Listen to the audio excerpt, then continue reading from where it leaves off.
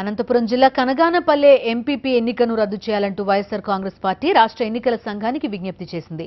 మంత్రి పరిటాల సునీత అధికార దుర్వినియోగానికి పాల్పడ్డారని, ఎన్నిక సమయంలో వీడియో ఫుటేజ్ పరిశీలించి వెంటనే ఎన్నిక రద్దు చేయాలని ఆ పార్టీ నేతలు ఈసీని కోరారు.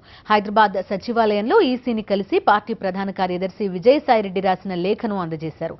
ఈ అంశంపై వెంటనే నివేదిక అందజేయాల్సిందిగా ఎన్నికల కమిషనర్ అనంతపురం జిల్లా కలెక్టర్ను ఆదేశించారు. ఎంపీటీసీల్లో 7 మంది ఎంపీటీసీలు వైఎస్ఆర్ కాంగ్రెస్ పార్టీకి ఉన్నారు, 4 తెలుగుదేశంకు ఉన్నారు.